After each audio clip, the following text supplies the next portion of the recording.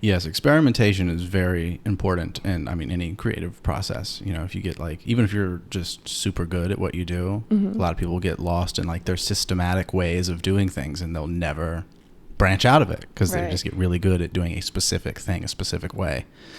So yeah, that's good. Yeah. Good to experiment. Yeah, absolutely. What's your favorite experiment that you've done? Well, the 5-hour movie I made that I finished in 2018, that was insane. Like that was, in terms of just the creative process. I think it was the first thing I made that I kind of had. It was the first thing I made after having like my eye opened, or the first thing I made after like opening my eyes to the infinity. And I realized that what I just said about getting a little too systematic. My stuff was starting. The last two films I had made before that, I liked a lot. They're the most polished things I've ever made. Right. And they weren't necessarily polished, but polished for me. And I really liked the products, but the process of making it, I didn't have as much fun with, and I didn't like that. And so kind of just a bunch of things happening at one time. There's like personal shift that happened for me. And then I just had all these kind of ideas swimming around. I didn't know how to combine, and then suddenly I knew how to combine them. And there was just this openness to trusting this process that like my intuition was feeding me just one day at a time. And it was like, this is what I'm doing today. I don't know what this is going to be. I have no idea. I don't understand what's guiding me, but I'm just going to do it. And of course, like the thinking brain has always like, no one's going to like this. No one's going to sit for 5 hours and watch a movie. You fucking insane. And the whole time it's just like, just ignore it. Just ignore it. Yeah. Make it. And yeah, the process of making that was so fun. It was like an unscripted psychodrama of, oh man. I mean, it's a strange product. It's a strange product. Yeah. But it is, the experience of making it. And then just the last handful of albums I made, I got really into.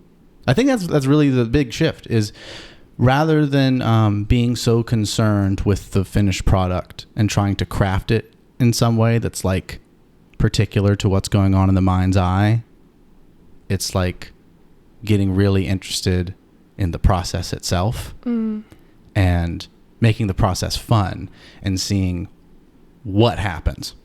Like I read Rick Rubin's book really recently. He put out one called The Creative Act. Okay. And he distinguishes two things in there about like he just verbally distinguishes. There's crafting and then there's art. And I'm probably butchering this a little bit, but this is the gist of it. Crafting is when you do what I just said, where it's like you have a specific thing, a very specific vision, and then you try to manipulate reality to make it exactly like that. And then art is when you go in with a question and then you solve that question and find out the answer. Ooh. Yeah. And I think that I used to be some version of artistic on accident, but I think I leaned a little more craftsman like in terms of having things that I was like, this is the vision, I'm going to execute it. Right.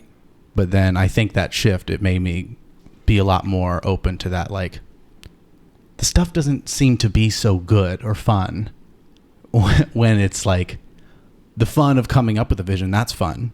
But then when you start trying to do the technical work to execute it, and then it's hard, like things are just not working out the way it is in your head.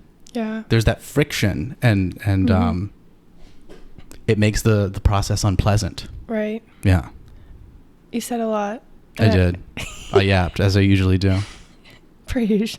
No, but I think that a lot of those points were really good because, like, I think maybe as kids we're kind of taught, like, oh, you have a task and this you do it this way. And then we're trying to translate that into art whenever art isn't meant for that. Like, yes, like if you're making a table, you can't just kind of trust the process completely. Like, you're going to have like measurements and stuff. But, you know, like you said, even just the way you do it, maybe like you shape it a little different or like whatever. Like, there's ways to implement, you know, fun and artistic power in that journey. But I find myself also a lot like doing it, feeling more like my brain tries to make it crafting because it's like, you have to do this and this and this and this. But it's like, no, that's not like the point. Yeah.